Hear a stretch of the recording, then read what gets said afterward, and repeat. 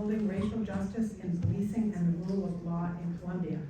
I'm Lisa Halgard, and I'm a consultant on human rights issues for the Institute for Policy Studies and the Latin America Working Group Education Fund. Many thanks to the Congressional Progressive Caucus for acting as honorary co-host for this event, and to the sponsoring organizations, the Institute for Policy Studies, Global Exchange, Latin America Working Group Education Fund, and the Washington Office on Latin America.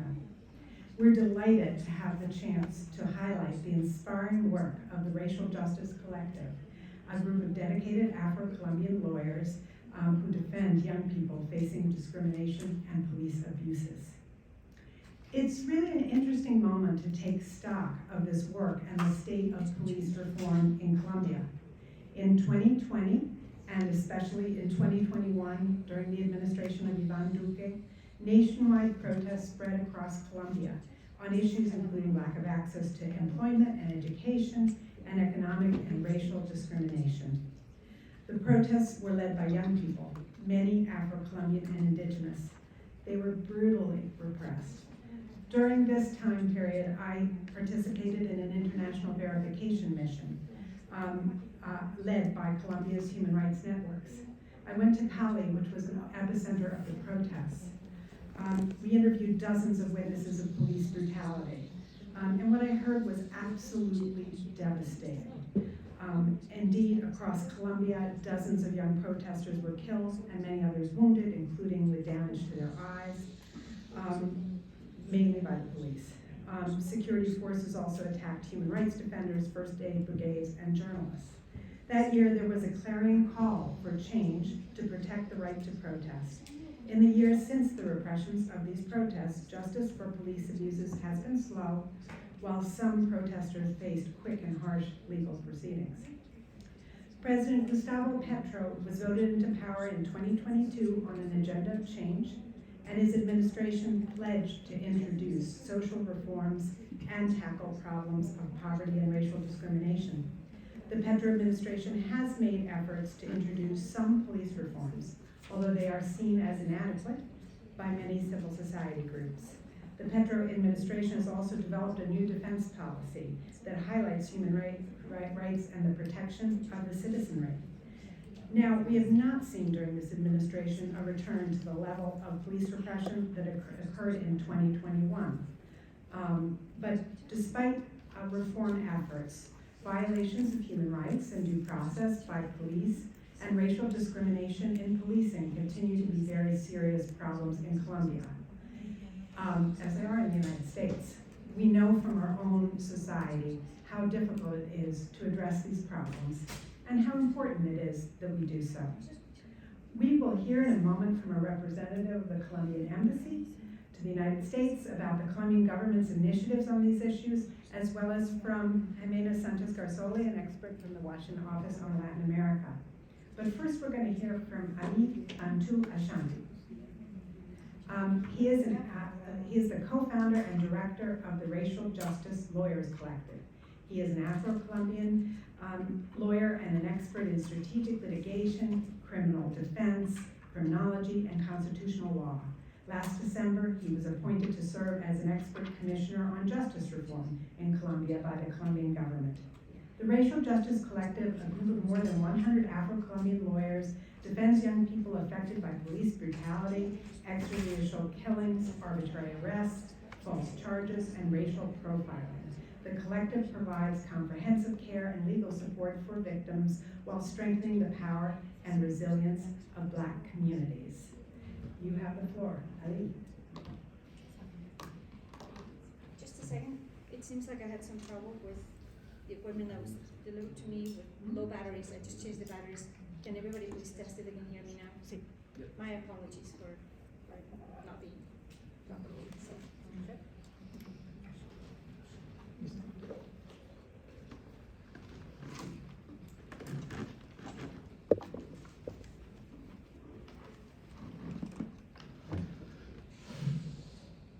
Muy buenos días a todos y todas. Es un placer saludarles. Quiero enviar un saludo muy especial a todas las personas que ayudaron a organizar este evento. Querida Lisa, estamos muy agradecidos y queremos expresarte nuestro agradecimiento en nombre del colectivo Justicia Racial por apoyar esta causa, por apoyar a nuestro país, extender también el saludo a mis compañeras de panel,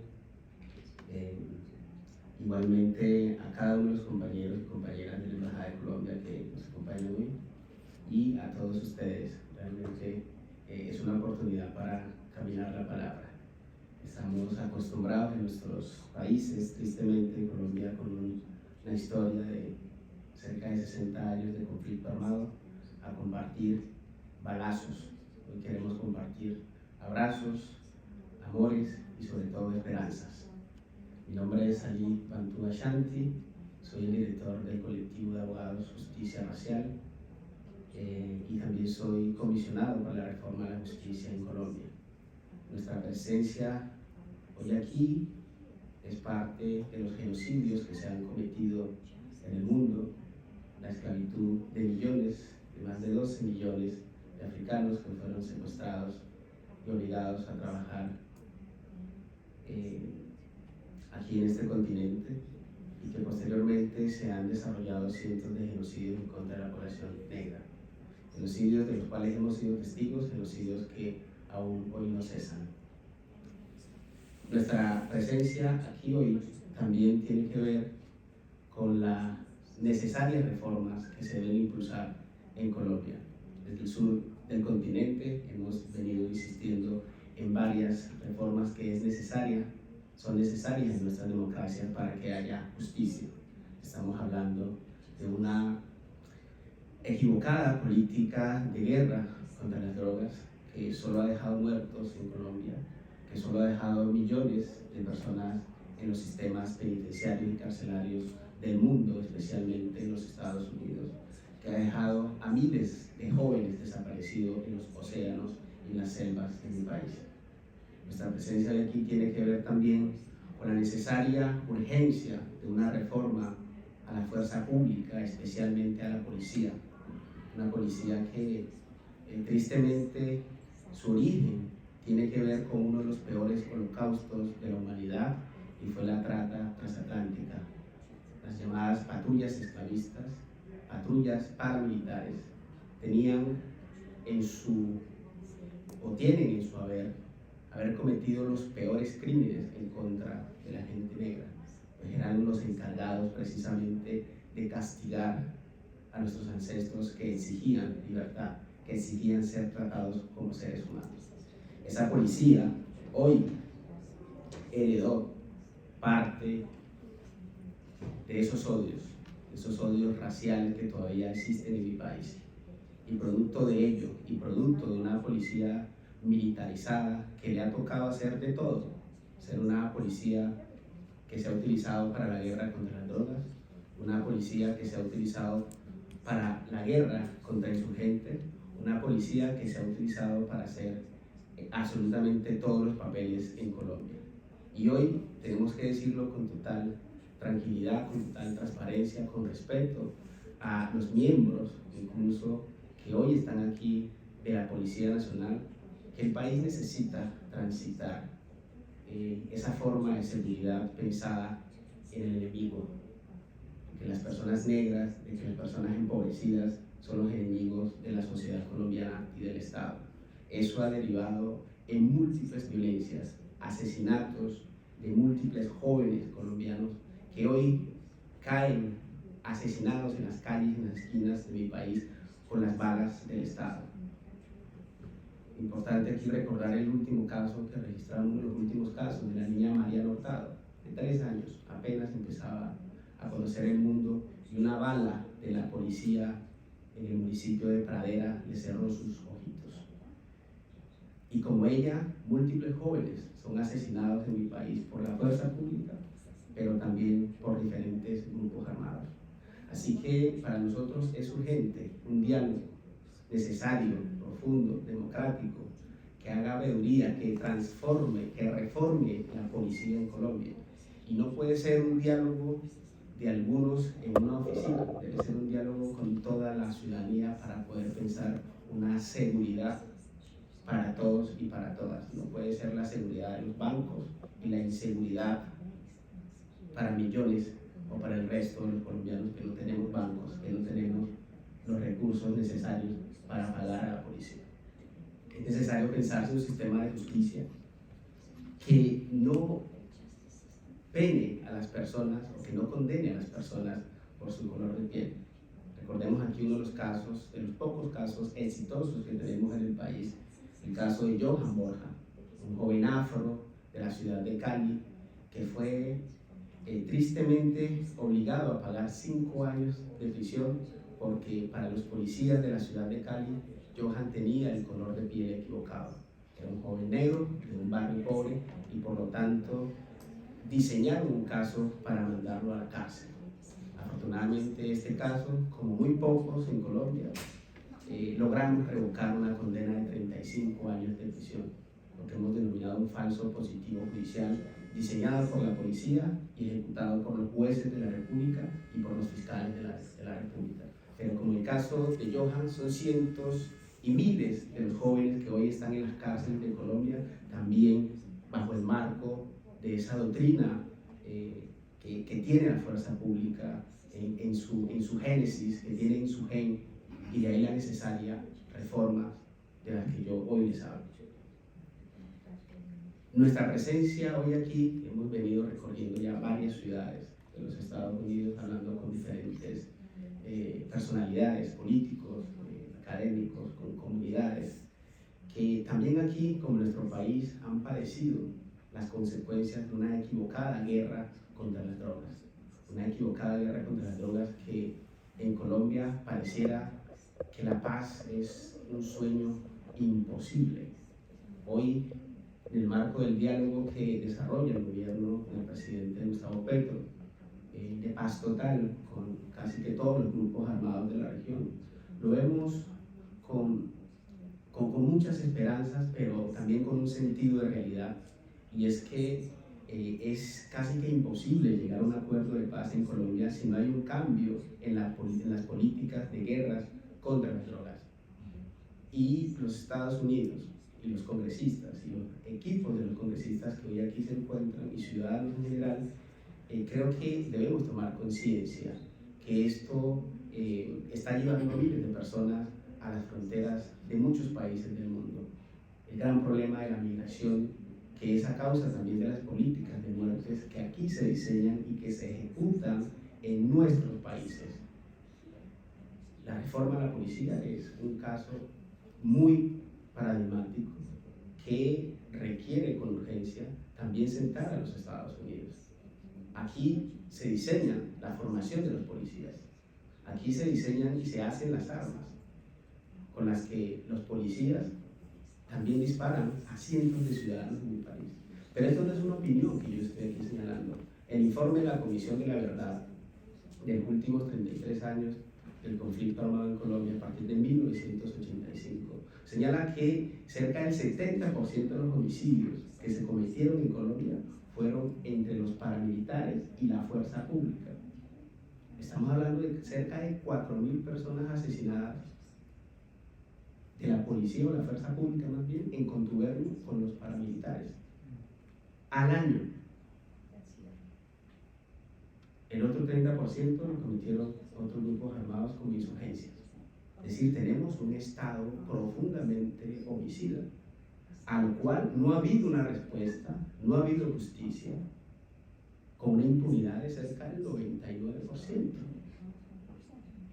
Entonces, quienes han venido diseñando la política, y Estados Unidos, que tiene un papel determinante, vuelvo y lo repito, y ustedes como congresistas, que tienen un papel determinante en muchas de las leyes que aquí se hacen y que tienen unos efectos devastadores en Colombia. No va a ser posible una reforma a la policía si aquí en los Estados Unidos los congresistas no ayudan a que efectivamente se propicie un diálogo para ello. No va a haber una reforma a las políticas de guerra contra las drogas si aquí los congresistas no ayudan a impulsar ese diálogo necesario. Y mucho menos va a haber paz en Colombia si aquí los congresistas no ayudan a cambiar esa equivocada guerra contra las drogas. Necesitamos un nuevo enfoque empezado en salud, un enfoque empezado en educación, un enfoque pensado en la reparación de las víctimas. A mí me causa mucha sorpresa cómo el Pacífico colombiano, la región de donde soy, por donde sale gran parte, más de la mitad de toneladas de cocaína diariamente hacia diferentes partes del mundo. Y en estos municipios ni siquiera hay agua potable. La pobreza democratizada, más del 90% de la población viviendo en pobreza absoluta, en la miseria. Sin embargo, están llenas de cultivos de uso ilícito. ¿Quién se queda con las ganancias? ¿Quién se queda con las ganancias que deja el narcotráfico? Porque son miles y miles de millones de dólares. ¿A dónde se van? A nosotros nos interesa discutir con ustedes también la necesidad de una reparación para las comunidades afros, para las comunidades indígenas, para las comunidades empobrecidas, que son las que se están llevando lo peor de esta guerra contra las drogas, mientras aquí en los Estados Unidos fiscales transan sin ningún pudor millones de dólares con los narcotraficantes que allá nos dejan los muertos y aquí vienen a dejar los millones de dólares. ¿Para cuándo esa discusión? ¿Para cuándo un diálogo sincero? Es vergonzoso ver cómo a los peores narcotraficantes que han ejecutado masacres en Colombia los capturan en mi país, se los traen a los Estados Unidos, les quitan los millones de dólares, los bienes, y luego nos los mandan cada 5 años a Colombia, y la reparación para las víctimas, y la verdad, y la justicia. Y todo esto, tengo que decirlo, pasa frente a sus ojos, queridos compañeros que trabajan también para los congresistas. Pasa frente a nuestros ojos. Pero vamos y nos aplaudimos en las grandes conferencias de que estamos luchando por la paz del sur del continente, porque esto necesariamente conecta a otros continentes. Lo que está pasando en Ecuador, por ejemplo, lo que está pasando en Brasil, es parte de los problemas que compartimos en el sur del continente y que aquí, en los Estados Unidos, se define en gran parte de ello. Por eso nosotros creemos que es muy urgente modificar la ley asistencia extranjera de Estados Unidos para adecuar las sesiones tituladas Informe de la Estrategia para el Control Internacional de Narcóticos y Procedimientos de Certificación Anual, que han permitido a Estados Unidos condicionar a países como Colombia a implementar políticas represivas y militarizadas en materia de política de drogas. Creemos que una verdadera reforma a la policía, que el presidente Petro, con todo lo que lo quiero y lo aprecio, pues se ha quedado muy corto en discutir realmente una verdadera reforma a la policía.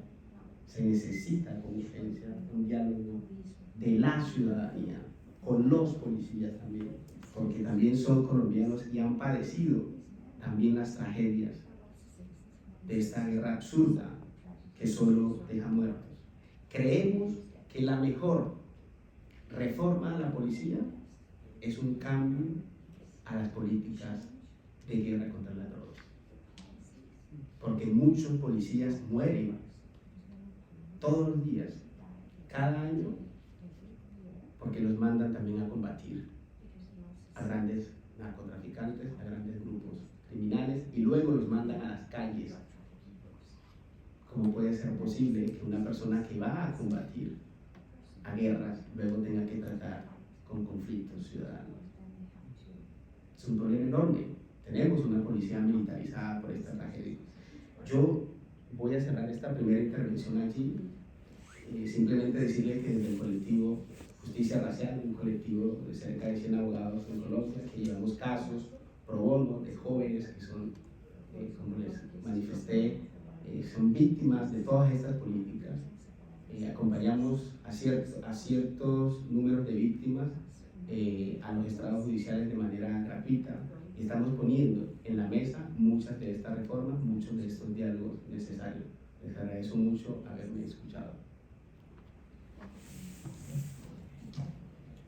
Thank you so much, Ali, for your strong words. Next, we're going to hear from Claudia Cuevas Ortiz. She is a career member of the Colombian Foreign Service with the rank of Minister Counselor, and we've known each other for many years now. She has been at the Ministry of Foreign Affairs of Colombia for 20 years, and almost half of that time has been linked to the bilateral Colombia-U.S. relationship. Thank you so much for joining us today. And why don't you come in here? Oh, there we are. Thank you, Lisa, for the invitation. Hello, everyone. And thank you, Ali, for your words. Colombia and the U.S. are regional security partners, long-standing. Together, we are strengthening law enforcement to fight transnational crime, in particular trafficking in drugs and persons, and the laundering of money and assets. The Colombian National Police comprises 162 individuals, of whom 78% are men and 22% women. While there is still more work to be done, it has the highest representation of women among all Colombian armed services.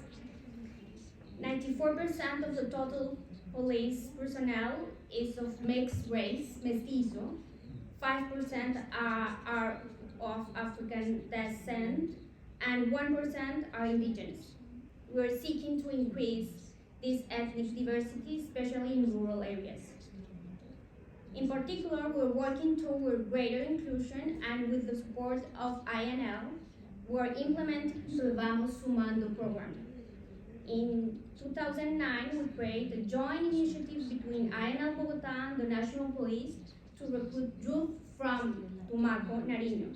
Under the name Vamos Sumando Scholarships, the program reaches young people from Afro-Colombian, indigenous, and mestizo communities in rural areas of the country, in the Colombian Navy, as well as the National Police.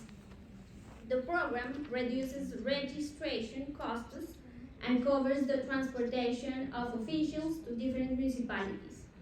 Those who successfully complete the recruitment process receive the following benefits. First, full coverage of tuition at their training schools. Second, laptop computers. Third, all supplies required by their schools. And fourth, monthly financial support throughout the training period.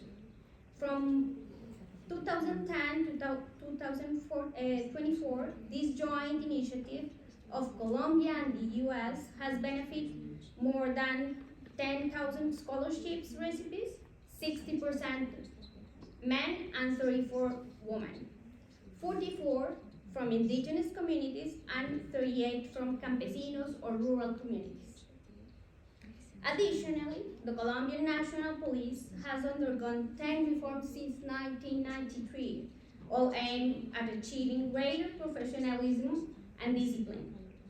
Between 2021 and 2022, as Lisa mentioned, the police implemented significant changes to foster peaceful coexistence and respect for citizens. Just this year, Colombia adopted a new police service model. First, to promote dialogue with communities. Second, to strengthen citizens' participation and their assessment to improve police services.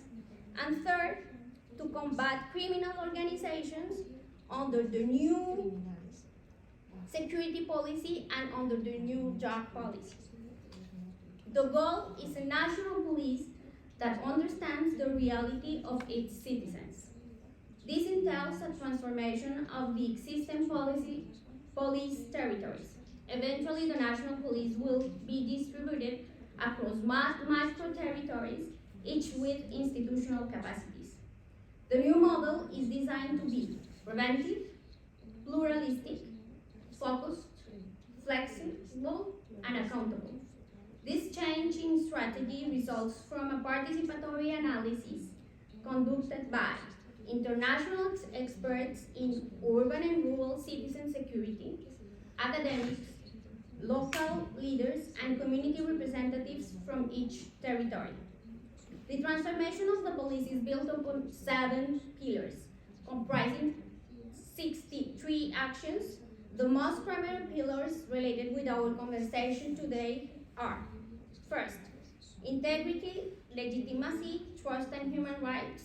And an example of this pillar is the creation of the Human Rights Observatory within the police. Second, respect for the right to assembly and association. And third, police development. The Office of the High Commissioner for Human Rights within the National Police was also established, led by civilian representatives, and its focus includes: first, monitoring police action and practices related to human rights. Second, developing and implementing guidelines and doctrines for the appropriate and lawful use of force. While security challenges continue to be faced in Colombia, the National Police persevere to build ties of trust with communities under the new proposal. I want to point out another example of long-standing regional security partnership between Colombia and US, the United Colombian Action Plan for Regional Security, USCAP. It allows Colombia to become the #1 provider of security training in the hemisphere. Since the creation of the USCAP in 2013, Colombia has conducted more than 2,000 training sessions to boost the capacity of security and law enforcement agencies in 14 countries in the Western Hemisphere. It has also conducted more than 400 workshops in coordination with INL and the Department of Defense. This amounts to military training for 6,600 members of the security forces and non-military training for more than 42,000 officials from Costa Rica, El Salvador, Guatemala, Honduras, Panama, Dominican Republic, Paraguay, and other countries. And as an example of of the implementation of the USCAP in recent weeks in Ecuador, they has used the Colombian police education model to draft legislation and establish an educational division within the Ecuadorian police. Strengthening rule of law and security in Colombia is an investment in the defense of the Western Hemisphere. Allow me to introduce some colleagues. Colonel Lopez, police attaché in the Embassy of Colombia. Colonel Lopez has served in the National Police for over 30 years, focusing in legal and forensic psychology, and most recently, she led the Police Education Directorate. She's available to answer specific questions, or you can approach her at the end of the event to learn about her extensive experience in the police. My colleague, Pablo Cesar Mina, Minister Plenipotentiary and responsible for ethnic, human rights, and educational affairs at the Embassy of Colombia. He's an expert of ethnic chapter of the 2016 Peace Accords and in the launching of the new Ministry of Equality and Equity. He will be able also to answer any questions you may have regarding these matters. Thank you.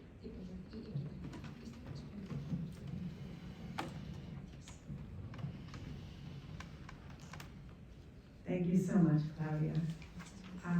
Before we go to our next and final speaker, I just wanted to mention that we hope that this is part of a series of discussions of current events in Colombia. We hope to talk about, have other events that talk about more about drug policy and about the various peace processes that are going on in Colombia, both the implementation of the 2016 peace accords and the talks with the ELN and other talks that are taking place. So finally, we are going to hear from Jimena Sanchez Garzoli, who is Director for the Andes at the Washington Office on Latin America. And Jimena is a keen analyst of events in Colombia. and has been a dedicated and passionate advocate on issues of human rights, peace, and racial justice in Colombia, and we're so glad to have her with us today. Thank you, Lisa. Good morning to everyone. It's a pleasure to be here with my friend Ali, who does such amazing, wonderful, and really critical work under very difficult conditions in Colombia. So I think that I would just like to start by talking about the fact that you need to sort of put things in context. Racism in Colombia affects absolutely every aspect of life. I could spend hours giving you examples of just what I witnessed just walking around and being with people. Examples such as being with Representative Hank Johnson from Georgia in Medellin Airport and having a member of the police run over and accuse him of stealing, from being with partners in restaurants in Bogota and them not being allowed to be seated, being with other partners in different stores in Medellin and having them stopped and frisked. I can give you so many examples that would take up the entire time. One thing is very clear. While it is amazing to see how diversified this new government is and to see representation throughout, both of Afro-descendants of the different diversities that exist, so Raizal and Palenquero and so forth, because the Afro-descendants in Colombia are not a monolith, they're very diverse, and more gender representation. Representation is definitely not enough. You have to tackle racism and you have to tackle it at the many different levels of the society, not just in the police, if you want to see real change. So the inclusion and implementation of differential approaches really has to be integrated into the policies and structures of the entire police institution. To guarantee non-repetition, you really need to get the source of the problem. And for that, you need statistics that document a differentiated ethnic and gender focus. A big problem with us for the past 20 years, we do urgent actions all the time. Disproportionately, most of the cases and the cases that get the worst attention, where there's most impunity, are Afro-descendant cases. However, when you seek to find out how this is in comparison to the rest of the country and so forth, you don't have those statistics. You also have issues with the census, which has been very widely publicized, of underreporting of actually who should be identified as Afro-descendants. So without that first bit, you're not going to get the full picture of what you need to do. The victims of racist police violence really need to be recognized. We also don't have that differentiated. There needs to be more truth disseminated and families reparated. Under Richard Moreno, who's a longtime advocate, and he was with the Prosecutor General's office, there was a report that was very interesting about the situation of Afro-descendant youth in urban areas, especially displaced youth, and how they were being treated by police. Unfortunately, that was put on YouTube, but it was not widely disseminated. So we work with many partners in Colombia, and in 2023, a whole group of them came up with what would be the main ways that you can really reform the police. I know that on April 4th, President Petro announced this new strategy, and we think it's great that there's the effort. Unfortunately, I did not hear anything. I heard democratization, I heard about pointing out that there is corruption with some of the police force, something that was not well received by the audience that was listening to him, but it is true in some parts of the country. I didn't hear anything about racism or this issue, so I think it's important to mention some of these. Our partners, mostly Caribe Afirmativo, Race and Equality, Temblores, Nómades, in Cali, and many others, have made it very clear that in order to demilitarize the police, you need to replace its doctrine. You need to have a shift from this idea of the internal enemy, and that really needs to be eliminated. However, that internal enemy has multiple parts. It reflects many prejudices and societal biases, not just racism, but classism, machismo, homophobia, transphobia, and also favoring certain citizens over others, especially private interests over the protection of the citizenry. That is something in the armed forces of Colombia throughout that has always sort of baffled me, how they would rather protect infrastructure and economic projects than the actual people around them. You need a new police model that completely changes in structure and functions, and you need careers in policing. And we celebrate the fact that USAID and INL have been doing this effort to train persons from different parts of the country, especially Afro and Indigenous, and including them in the police force. I do think that's very important. But if the training isn't there of how you have to focus on protection and advancing human rights, you are going to have some of the similar problems we see here in the US, where you unfortunately have people of color also committing abuses against their own people. The use of force really needs to be in line with human rights standards and operate in a demilitarized fashion.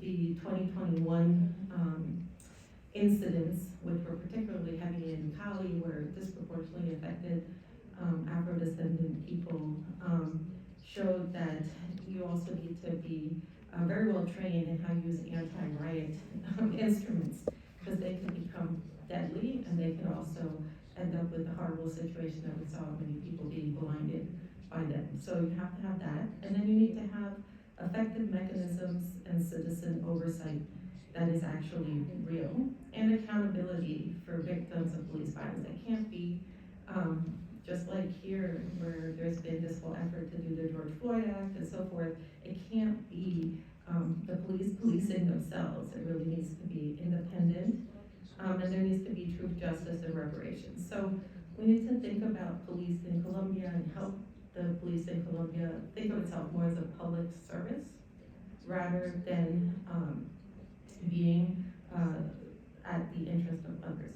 Another thing to mention is that the intelligence parts of the police also need to think about things differently. A lot of that was set up thinking about the internal armed conflict that needs to change. And they need to change from this whole surveillance mentality to one of dialogue. So we're happy to hear that there's more dialogue taking place with civil society. We hope that it gets integrated. So what can people here in the US Congress do? Well, first and foremost, you have to elevate the issue, you have to monitor what's happening, you have to help advance justice in cases of prior violence. You have to make it a priority issue within the framework of the US-Colombia Racial Action Plan. While we think it's great that we have educational exchanges and cultural exchanges and so forth, the plan is actually about racism. And we're not talking about the deep issues that affect both countries. And it goes both ways. It's also looking at racism in this country, how it's seen from Colombia. And I would actually add Brazil into the mix, because Brazil has its own plan as well and is suffering from some of the same things as the US and Colombia, especially on the police violence. So you need to have real exchanges and debates about racism and policing in the region. And I would start by looking at the issue of lack of real documentation and racial profiling. The Truth Commission report of Colombia that includes an ethnic chapter also mentions this, a lot of different recommendations of how you can improve policing and the armed forces. So just in closing, I would say there's a lot that the US Congress can do. There's some things like the 2024 Foreign Ops Bill. We're happy to see that there's an Afro-Colombian Indigenous package, that there's the human rights. We hope that continues in 2025. But I think far more can be done, and it really needs to be done by elevating things at the highest level through the dialogues that exist between both of our countries. Thank you, Jimena, for your thoughtful words. Now we have some time for some questions. So we'd love to take a few questions from the audience. Maybe we'll do a round of 2 or 3.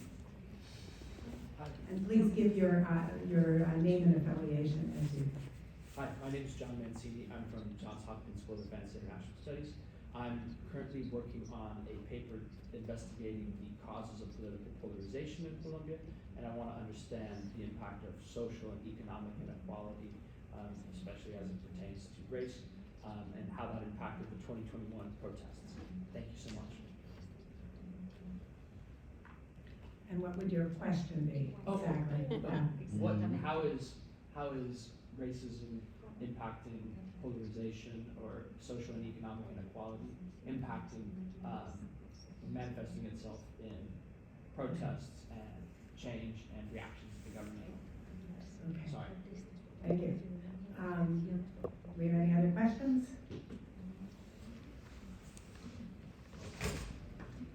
I'm sure we do. Amaya? Una pregunta para Ali. This is a question for Ali. How is the work that you're doing? What is it like on the streets on an everyday basis? And how has this impacted on current ambiente político actual, the current political context, from the work that you have been doing in the defense of these cases that you have mentioned? Third question? All right, yes. Hi, I'm Melanie. I'm a legislative aide in Johnson's office. My question is more about how is I know you guys mentioned a lot about President Petro's new reform, but can you talk about like the collaboration that's between the president and like local leaders in the community that can help and inspire like the talk about racism and police reforms, and if there needs to be more of that? Great. All right, ¿quién quiere empezar? ¿Javier? ¿Quieres empezar? Con cualquier o todos, como quieran. Okay.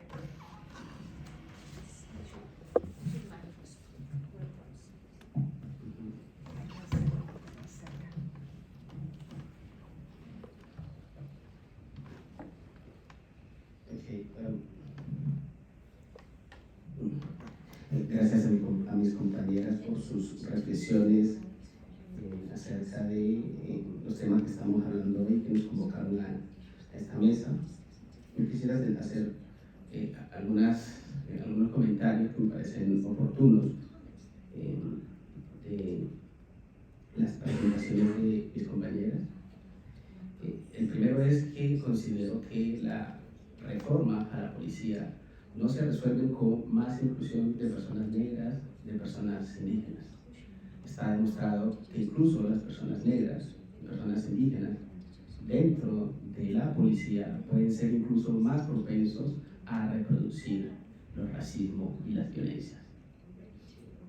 Es decir, no es que necesitamos una policía diversa, asesinando, torturando, deteniendo a más personas empobrecidas, a más jóvenes negros, creando más falsos positivos judiciales. Eso no resuelve el problema de seguridad del país y sobre todo de convivencia y de una cultura de paz. Se requieren otro tipo de debates. De hecho, eso puede ser incluso y resulta nocivo para las comunidades, porque es captar los mejores liderazgos de nuestras comunidades al servicio de una institución que debe ser reformada de manera estructural.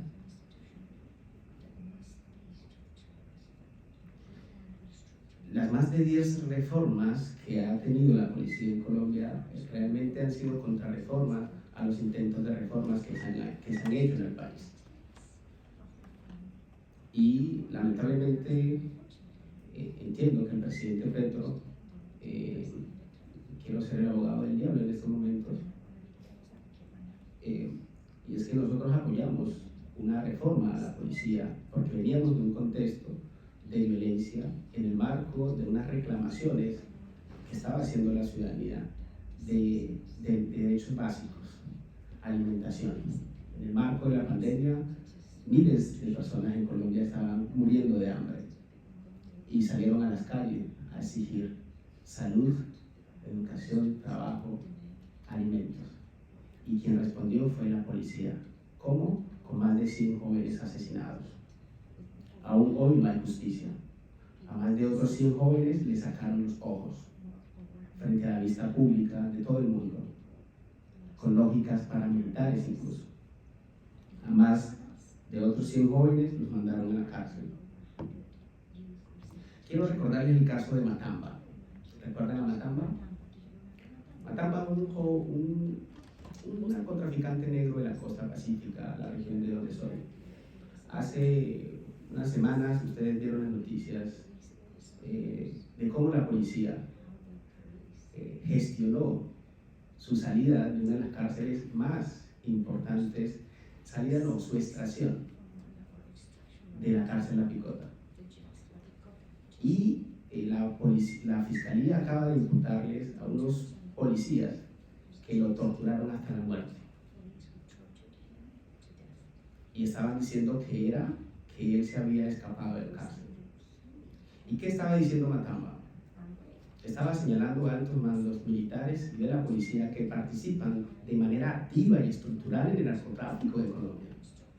Esas son las discusiones que queremos dar. Que no nos vengan a hablar que están formando a 10.000 jóvenes negros para que sirvan a la policía, para que maten y persigan a otros jóvenes negros. Tenemos una fuerza pública que está exportando exmilitares, expolicías, incluso para matar a presidentes de otros países. Recordemos el caso haitiano. Estamos mandando expolicías y exmilitares con las peores tácticas para asesinar personas a todas las guerras que hay en el mundo hoy. ¿Qué está pasando en nuestro país? Queremos hablar de eso. Queremos saber cómo es que Estados Unidos está participando en eso. Porque la policía en Colombia recibe más que ninguna otra policía en el mundo cursos de derechos humanos. Y cada vez es peor la violencia desatada en nuestros territorios, en nuestras comunidades. Administran las ollas del crimen, administran las ollas del narcotráfico. Eso no es mentira.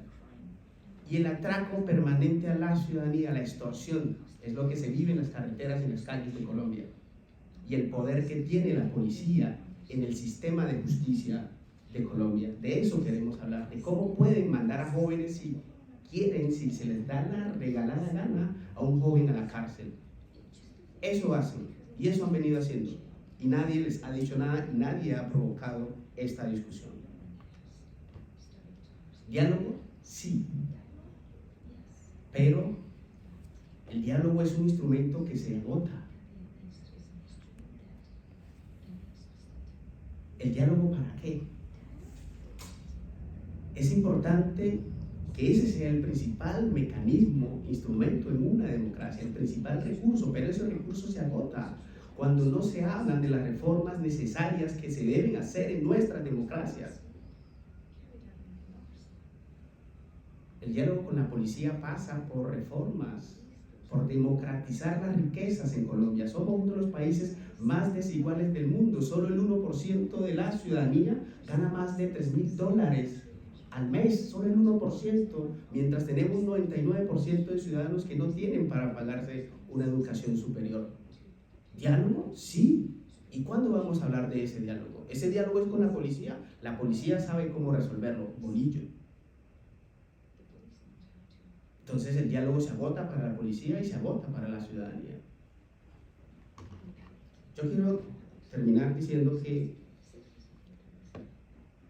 el racismo es una tecnología para matar, para llevar al borde a ciertos ciudadanos para que mueran en las fronteras de la muerte, las fronteras que crea el sistema económico liberal. Muchas de las políticas que aquí se definen como las políticas de guerra contra las drogas.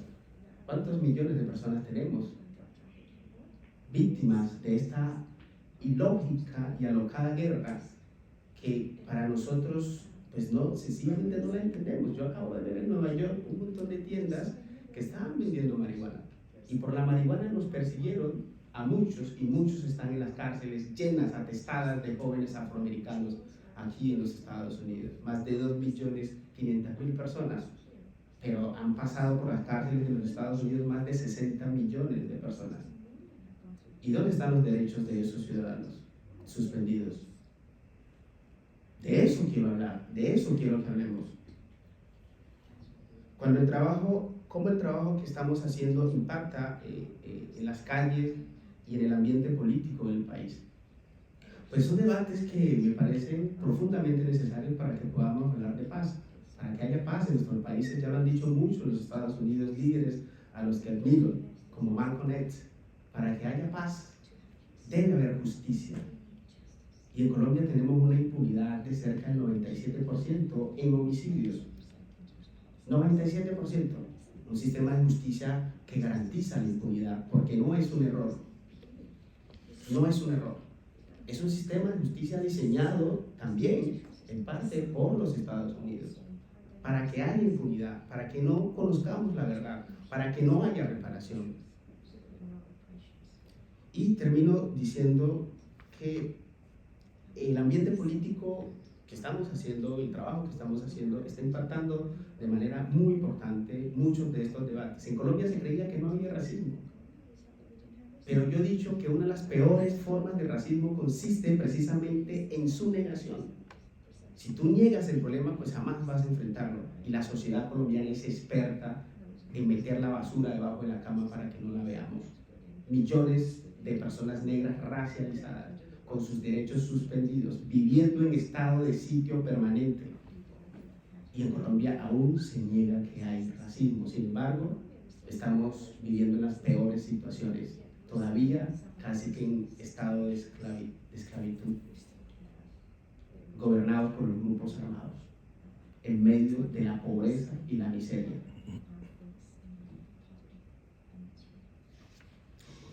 Bueno, creo que ahí respondo algo de lo que preguntaron. Gracias. Gracias, Ali. Claudia. Thank you, Lisa. Just to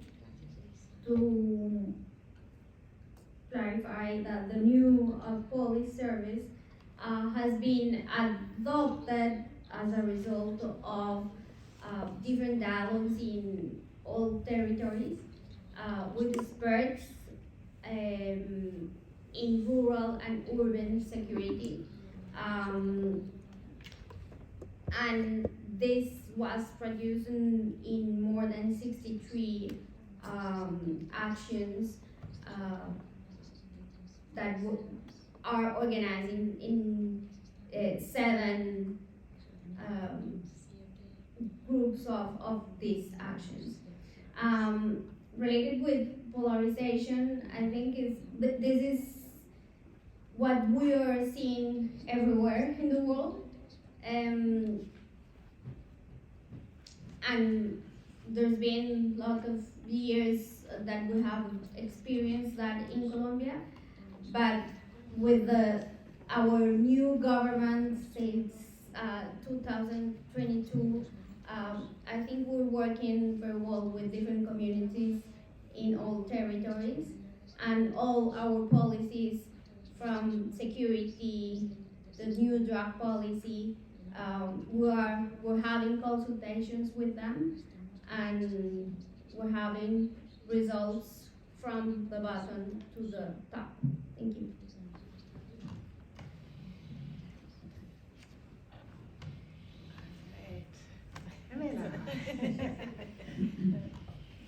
Yes, I agree with Claudia that it's a global phenomenon, that we're sort of seeing the anti-politics of politics, and anything goes, and you can attack people in any way you want, and there's no civility. But in the case of Colombia, I would say that one very ugly thing that's reared its head, especially it started during the presidential campaign, were the racial attacks against candidates. Obviously, Francia Marquez being the most high-profile candidate got the worst. And we've seen it continue since she's been vice president. And there's sort of been this acceptance that can be as misogynistic, as racist as you can, with not being called on it. So we actually helped organize an effort to call some of the media on that, because it's not acceptable at all. That is what's happening. Racism has no ideology. You see it in the right, you see it in the left, you see it everywhere in between. And I actually think it's a mistake to look at it that way. One interesting thing about the ethnic chapter was when the FARC was first talking to Afro-Colombian groups about the issue. They were like, well, we don't have racism because we're a Marxist organization. We think it should just be campesinos. We don't look at race or identity.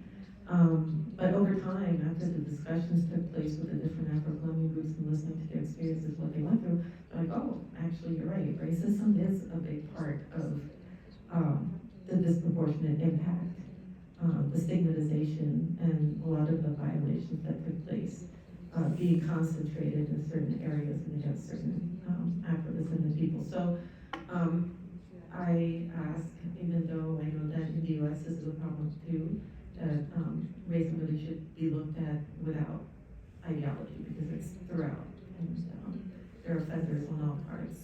And I think as societies as a whole, we all need to look at what part we have in it and what we can do to change it. Thank you. We're at the hour here. I don't know if anyone has a burning question that you really want answered. We'll have time for one more, but Sana. I'm Sandho Tree from the Institute for Policy Studies. I work on drug policy. And my question is about the status of reparations discourse in Colombia. In the United States, of course, both countries have had very racist drug wars, and there are already some reparations payments happening in the United States at a small scale right now. So the city of Evanston, Illinois, for instance, is using the state's marijuana taxes to fund reparations for Black residents of Evanston if they can prove that they or their family members were residents between the early 1900s and the 1960s in Evanston. They qualify for reparations assistance. And so Evanston took a specific harm. They identified a specific racist harm, which was the redlining of the city, so that kept Black residents from living in the nicer areas of the city for many, many decades. And they are identifying a specific remedy, marijuana taxes, to help in their housing situation. So they can use it as a down payment for improving their home or buying a new home or something to do with housing. So they took a specific harm, found a specific solution to address a specific problem. Is there anything like that being thought about in Colombia, either in specific terms or more general reparations?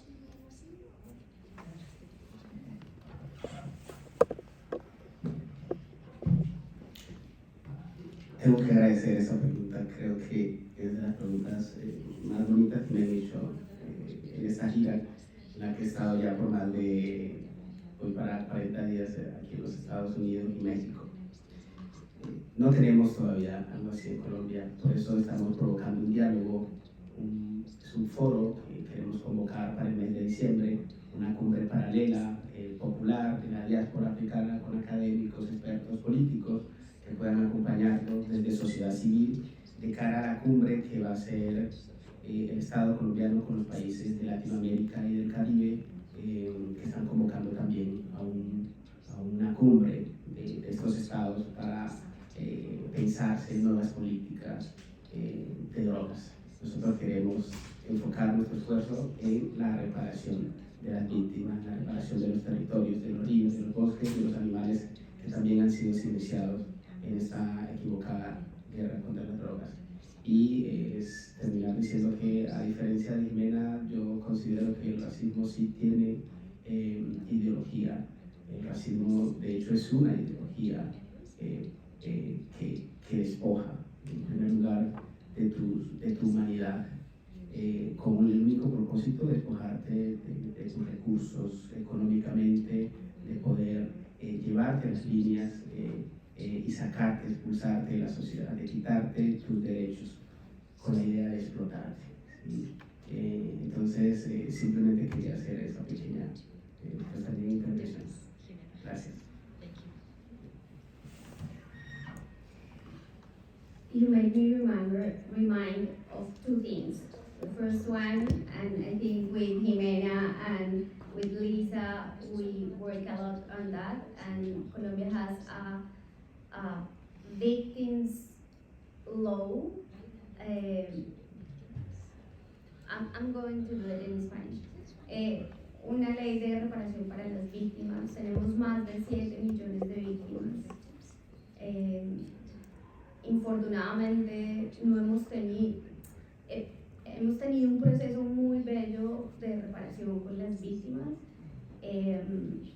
pero tenemos conocimiento por sus directivas que la cantidad no está dando para reparar a todas las víctimas del conflicto armado.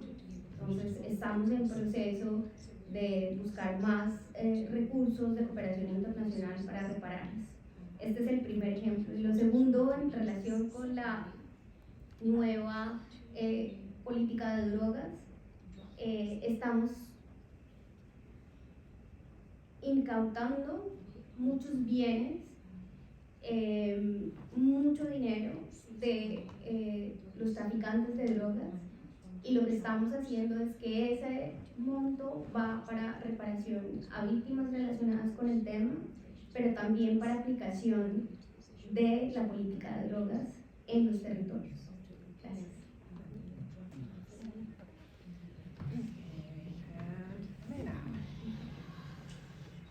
Okay, what I mean by racism has no ideology is that it's in all ideologies. There is specific racist ideology, but also there is, I think, a discourse from the left that they're not racist, and that's not true. What I'm saying is it's throughout all the different ideologies. And so whichever ideology, you have to look at where the racism is. On the reparations, Francia Marquez called activists from all over Latin America, actually the day before she was inaugurated, to start looking at her National Reparations Commission.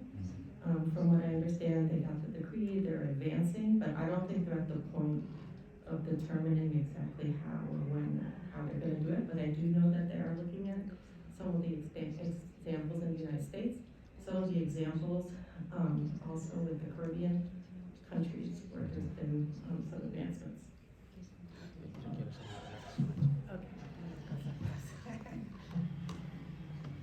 Sí, hay un debate que tiene algunos años sobre reparación, sobre todo promovido por el Caribe, pero ha estado enfocado en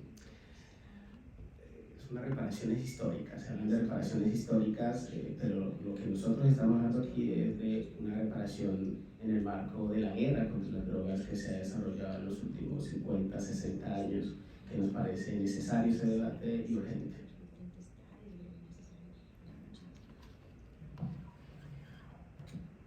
I just want to thank again the Congressional Progressive Caucus for co-hosting, and all of the wonderful speakers, Elise, Claudia, Elena, and for all of you for being here. And we're not going to be kicked out of the room, so if you want to come talk with the speakers, please do so.